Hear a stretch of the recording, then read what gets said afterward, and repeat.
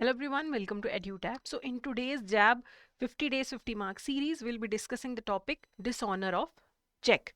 तो देखिए check dishonour के क्या कारण होते हैं। सबसे पहले चेक डिसऑनर का मतलब होता है कि आपने मुझे चेक इशू किया, ठीक है, और मैंने वो चेक जाके जब बैंक में सबमिट करवाया तो वहां से मुझे रिप्लाई आ गया कि आपका चेक डिसऑनर हो गया, आपको पेमेंट नहीं मिलेगी। बाउंस हो जाना चेक या डिसऑनर हो जाना चेक, उसके यूजुअल कारण क्या होते हैं? इनसफिशेंट फंड्स, कि जिसने मुझे चेक दिया उसके अकाउंट में इनसफिशिएंट फंड्स थे, कि उसके अकाउंट में 20,000 है, उसने मुझे 50,000 का चेक दे दिया, तो ऑब्वियसली बैंक जो है चेक को डिसऑनर कर देगा।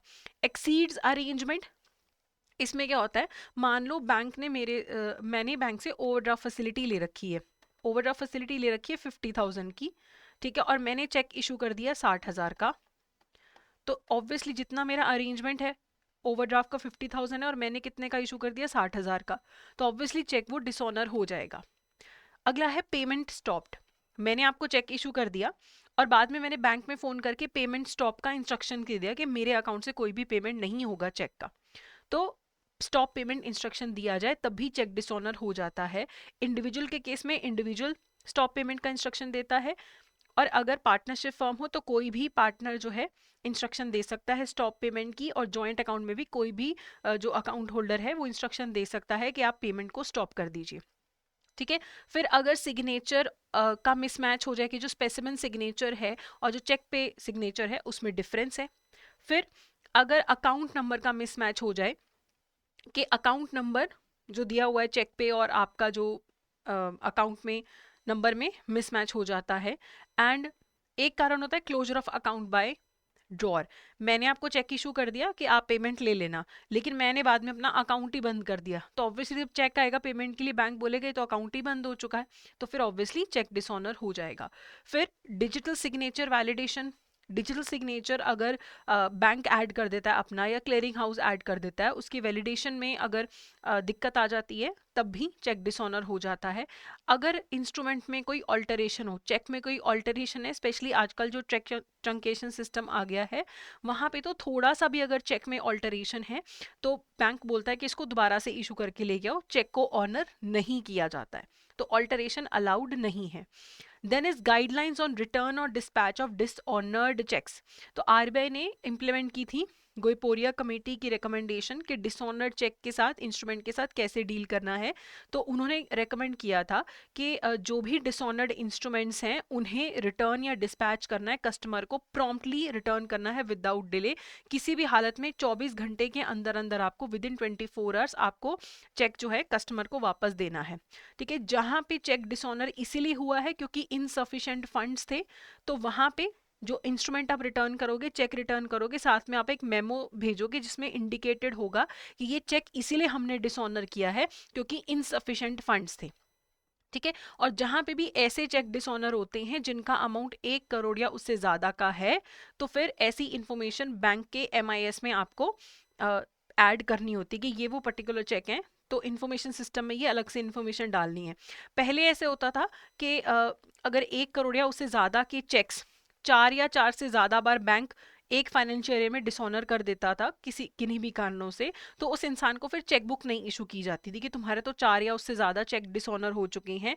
लेकिन अब ये आरबीआई ने बोल दिया है कि बैंक की डिस्क्रिशन है, हम ऐसा नहीं बोलते हैं कि आपको ऐसा करना ही करना है, ठीक है, ऐसा कंपलसरी नहीं है। Next is cheque returning memo is to be sign. जो भी चेक रिटर्निंग मेमो है उसको जो साइन करना है वो अब कंपलसरी होता है। ओके, हाँ जी मैम। हाँ जी मैम। Good morning. बढ़िया मैम।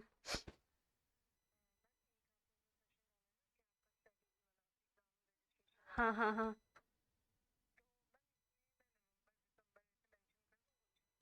मैम देखो, इसका जो रजिस्ट्रेशन है ना वो मतलब सितंबर से स्टार्ट हो रहा है, इसका पेपर नवंबर दिसंबर का है। तो हाँ, आप ऐसा लिख सकते हो कि जैब एग्जामिनेशन नवंबर दिसंबर का रजिस्ट्रेशन अब से स्टार्ट हो रहा है, मतलब ऐसा कुछ थंबनेल बना सकते हो आप।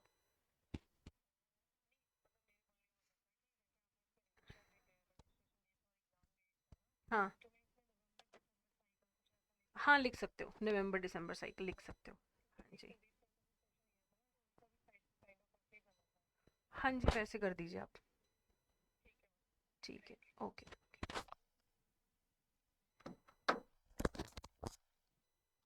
नेक्स्ट है लाइबल टू बी प्रोसिक्यूटेड और डिसऑनर। देखो, जहाँ पे भी अगर ड्रॉअर ऑफ द चेक है, उसका चेक अगर डिसऑनर हो जाता है तो उसे 2 साल तक की सजा और फाइन भी लग सकता है।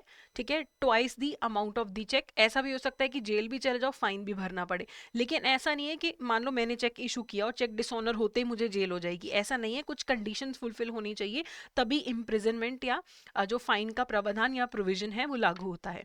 सबसे पहले चेक जो है with in validity period present होना चाहिए। जिसको मैंने चेक दिया है वो चेक की डेट के 3 महीने के अंदर अंदर चेक प्रेजेंट करेगा। चेक 3 महीने के लिए वैलिड होता है।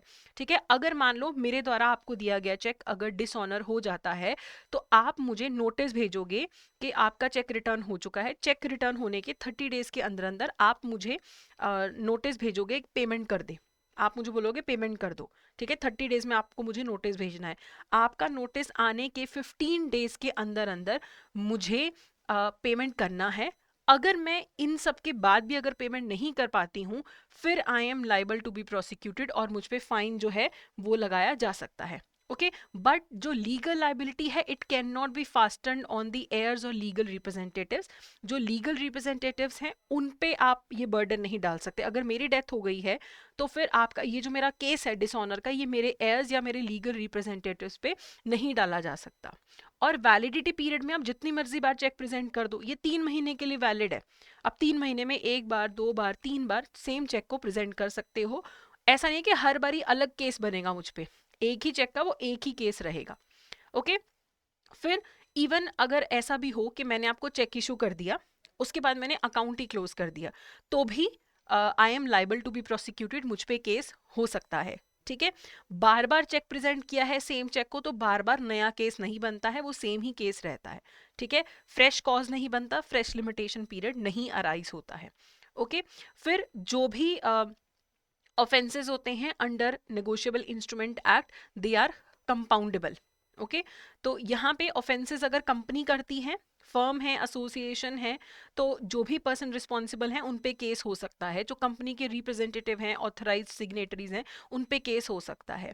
जब भी ट्रायल बाय कोर्ट होता है तो इम्प्रिजनमेंट 1 साल से ज़्यादा की नहीं हो सकती है और फाइन 5,000 से ज़्यादा का नहीं लग सकता है। और जो हमारा नेगोशिएबल इंस्ट्रूमेंट एक्ट है सेक्शन 143A, वो इंटरिम कंपनसेशन की बात भी करता है। अब मान लो मैंने आपको चेक दिया था, चेक डिसऑनर हो गया, अब हो सकता है कोर्ट में तो बहुत टाइम तक केस चलता रहे, तब तक आपको कोई इंटरिम कंपनसेशन दिलवा सकता है बैंक मेरी तरफ से कि जितना भी चेक का अमाउंट है, मान लो 1 लाख का अमाउंट है तो मैक्सिमम 20%, यानी कि मैक्सिमम 20,000 बैंक मुझे बोल सकता है कि मैं ऑर्डर के 60 डेज के अंदर अंदर इंटरिम कंपनसेशन पे कर दूं, क्योंकि केस तो कई बार बहुत लंबे चलते रहते हैं। लेकिन मान लो अगर मैं बाद में छूट गई, ठीक है, ये वो वाले केसेस होते हैं 143 के अंदर जिसमें आपने मुझ पे डिसऑनर का केस किया है और मैं मना कर रही हूँ कि मेरी गलती नहीं है, तो वहां पे इंटरिम कंपनसेशन मुझे आपको देने के लिए बोला जा सकता है। लेकिन अगर कल मैं केस जीत जाती हूँ, आप केस हार जाते हो, तो आपको जो मैंने वो 20,000 दिए थे वो आपको मुझे विद इंटरेस्ट वापस करने पड़ते हैं। ठीक है, कितना इंटरेस्ट होता है? जितना भी आरबीआई का पब्लिश्ड बैंक रेट होगा ना, उतना जो है विद इन 60 डेज आप मुझे पे करोगे। ठीक है, विद इंटरेस्ट आप मुझे पेमेंट करोगे।